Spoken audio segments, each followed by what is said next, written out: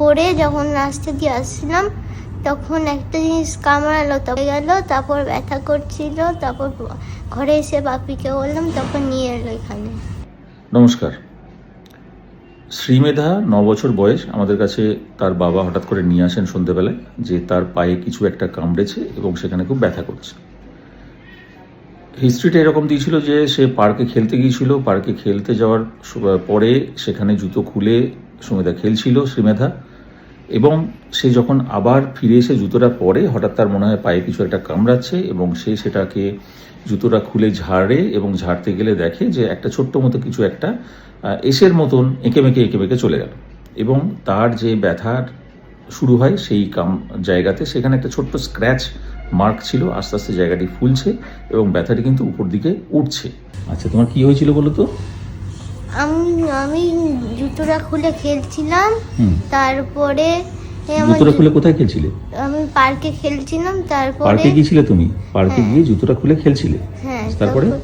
তারপরে জুতোটা পরে যখন রাস্তা দিয়ে আসছিলাম তখন একটা জিনিস কামড়ালো, তারপর জুতো খুলে ওই জুতোটা ঝাড়লাম, তারপরে দেখলাম একটা কি জিনিস এসের মতন চলে গেল, তারপর ব্যথা করছিল, তারপর ঘরে এসে বাপিকে বললাম, তখন নিয়ে এলো এখানে।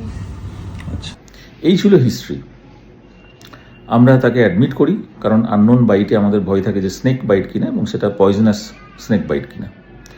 তো স্নেক বাইট সাধারণত দু রকমের হয়। স্নেক যারা পয়জনাস হয়, যে একটা নিউরোটক্সিক, অর্থাৎ মাসেল বা নার্ভ সেগুলোকে প্যারালিসিস করে দিতে পারে এবং তাতে নিঃশ্বাস প্রশ্বাস থেমে যেতে পারে, অ্যাপনিয়া হয়ে যেতে পারে এবং শ্বাস প্রশ্বাস না নেওয়ার জন্য কিন্তু পেশেন্টদের ক্ষতি হয়। আর একটা হচ্ছে হিমাটোটক্সিক, অর্থাৎ তার বিভিন্ন যে organ, visceral, liver, kidney, heart তাদের উপর প্রভাব পড়ে এবং যে ব্লাড তার উপরে প্রভাব পড়ে এবং আস্তে আস্তে ভিতরে রক্তক্ষরণ হয় বিভিন্ন জায়গায় এবং আস্তে আস্তে তারা খারাপ হয়ে যায়। তো যদি নিউরোটক্সিক হতো, নিঃশ্বাস প্রশ্বাসের কষ্ট সেটা থাকতো, সেটা ওর ক্ষেত্রে ছিল না। হিমাটোটক্সিক হওয়ার সম্ভাবনা বেশি, সেই জন্যে আমাদের একটা বিশেষ ধরনের টেস্ট করতে হয়, সেটাকে বলে হোল ব্লাড ক্লটিং টেস্ট। সেটা কি, যে 2 ml ব্লাড আমরা টেস্ট টিউবে মধ্যে নিই এবং বেডসাইডে রেখে দেখি যে সেটা ক্লট করছে কিনা, এবং এর ক্ষেত্রে আমরা দেখলাম যে প্রথম টানা ব্লাডটি 10 মিনিটে ক্লট করে গেল, তারপরে সেটি 2 ঘন্টার পরে লাগলো 20 মিনিট, তারপরে আরও 2 ঘন্টা পরে দেখি সেটা 30 মিনিট, তারপরে 40 মিনিটেও সেই ব্লাড ক্লট করছে না, অর্থাৎ তার সাইন্স অফ আর্লি কোয়াগুলোপ্যাথি শুরু হয়ে গেছে। তো তার বাবাকে আমরা সেটা এক্সপ্লেন করি এবং তাকে অ্যান্টি স্নেক ভেনাম, যেগুলো এখন পাওয়া যায় পলিভ্যালেন্ট অ্যান্টি স্নেক ভেনাম, সেগুলো আমাদের কাছে স্টকে থাকে, ইমার্জেন্সি ড্রাগ, সেটার একটা যে ডোজ 10 ভায়াল দিতে হয় সেটা আমরা তাকে দিই। পরের দিনে তার যখন আবার 6-8 ঘন্টা পরে যখন সকালবেলায় তার ব্লাড টেস্ট করি, দেখি যে ক্লটিং টাইম তখনও প্রলংড এবং তার আইএনআর তখনও প্রলংড। তো আমরা তাকে সেকেন্ড ডোজ অফ আবার একটা 10 ভায়ালের ডোজ অ্যান্টিস্নেক ভেনাম তাকে দেওয়া হয়, এবং তারপরে যখন তাকে আমরা টেস্ট করে দেখি না, তার ক্লটিং টাইম নর্মালাইজ করে গেছে, অর্থাৎ 20 মিনিটের নিচে নেমে গেছে এবং আজকে সে সম্পূর্ণ সুস্থ হয়ে বাড়ি যাচ্ছে। তার আইএনআর নর্মালাইজ করে গেছে এবং তার কোনো রকম বিষক্রিয়ার প্রভাব কিছু নেই।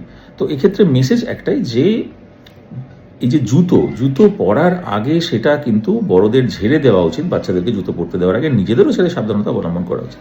এক্ষেত্রে সে পার্কে গিয়েছিল, পার্কে গিয়ে সেখানে দেখে যে সেখানে সে জুতো খুলে সাধারণভাবে খেলছিল, কিন্তু কখন তার মধ্যে ওই ছোট্ট সাপটি ঢুকে গিয়েছিল সে খেয়ালও করেনি, এবং যখন সে হাঁটছে আবার তখন স্বাভাবিকভাবে সাপ ভয় পেয়ে তার উপর চাপ পেয়ে যে সে কামড়াবি, এটাই তার যে রিফ্লেক্স সেটাই সে করেছে, এবং এক্ষেত্রে সেটি পয়জনাস ছিল।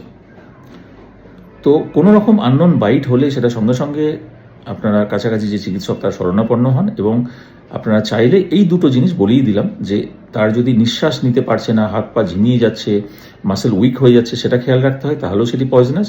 বা হোল ব্লাড ক্লটিং টাইম, সেটা আপনি তাদেরকে বলতে পারেন, যে কোনো যদি কাছাকাছি স্বাস্থ্যকেন্দ্র থাকে যেখানে যে নার্স বা টেকনিশিয়ান তারাও সেটা করতে পারে। 2 ml ব্লাড একটা টেস্ট টিউবের মধ্যে রেখে দিয়ে দেখতে হয় যেটা ক্লট করছে কিনা 20 মিনিটের মাথায়। 20 মিনিটের মাথায় যদি সেটা ক্লট না করে, তার মধ্যে কিন্তু বিষক্রিয়া শুরু হচ্ছে। অতএব তাকে সঙ্গে সঙ্গে অ্যান্টিস্নেক ভেনাম দিতে হবে এবং খেয়াল রাখতে হবে, এবং সেটা যেখানে হয় সেরকম নির্দিষ্ট জায়গায় সেটা হওয়া উচিত। তো এখন তুমি কেমন আছো? অনেক ভালো। আচ্ছা, তাহলে কি তুমি আজকে বাড়ি যাচ্ছ? হ্যাঁ। খুব খুশি? হ্যাঁ। আচ্ছা, ঠিক আছে। এখন তোমার কোনো ওই ব্যথাগুলো আর নেই তো? না, মনে ভয় নেই। না। ঠিক আছে। তুমি কোন ক্লাসে পড়ো? 3-তে। ঠিক আছে। তো তাহলে কি বুঝলে, যে জুতো যখন খোলা থাকবে কোথাও পরার আগে সেটা আগেই ঝেড়ে নিতে হবে। তাই তো? তারপরে পড়তে হবে, তাই তো? বলো কি করতে হবে? জুতো যদি পরার আগে আগে ছেড়ে নিতে হবে, তারপরে পরতে হবে। ঠিক আছে, চলুন এখন আমরা আর বাবার সঙ্গে, বাচ্চার বাবার সঙ্গে একটু কথা বলে নেব এবং তার অভিজ্ঞতা শুনবো। আমি কিন্তু প্রত্যেকদিন স্কুল যাওয়ার সময় ওর জুতোটা কিন্তু আঙুল ঢুকিয়ে শেষ প্রান্ত পর্যন্ত আমি দেখে রেডি করে রাখি। এবার পার্কেও একা গেছে, ফেরার সময় আমি নিয়ে এসেছি, তো ওই ঘটনাটার সময় আমি সঙ্গে ছিলাম না।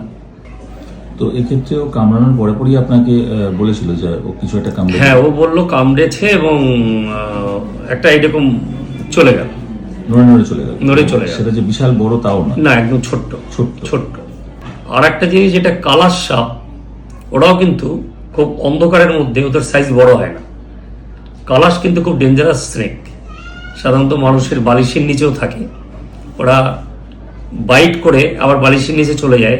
ঘুমন্ত লোক ভাবে আমাকে মশায় কামড়ালো বা পিঁপড়ে কামড়ালো, সে ঘুমিয়ে থাকে। বিষ খুব ধীরে ধীরে মারাত্মকভাবে ছড়ায়। এখন বাচ্চা আপনার সুস্থ আছে, আপনি দেখেছেন? হ্যাঁ, আমি সকালের ভিজিটে এখন একবার যাব, সুস্থ আছে, ও একদম ঠিক আছে। ঠিক আছে, বাড়ি গিয়েও কয়েকদিন ওকে খেয়াল রাখতে হবে। হ্যাঁ। ঠিক আছে, 7 দিনও বাড়িতে যেন শুয়ে বসে থাকে। যদি কোনো রকম সাইন সিমটমস, যেমন ওই জায়গায় জ্বালা বা ফোলা ভাবটা বাড়ছে, বা ইউরিনে রক্ত বা লাল হচ্ছে, এই জিনিসগুলো খেয়াল রাখতে হবে আচ্ছা। প্রথম 7 দিন। সেটা হচ্ছে কিনা সঙ্গে সঙ্গে সেটা আপনি সেক্ষেত্রে আসবেন। ঠিক আছে, এখন ওর বিষক্রিয়া সম্পূর্ণভাবে কন্ট্রোল হয়েছে। আমরা 2বার ওকে ডোজ দিয়েছি এবং ও ভালো আছে। ওর আশা করি আর কিছু হবে না। Thank you.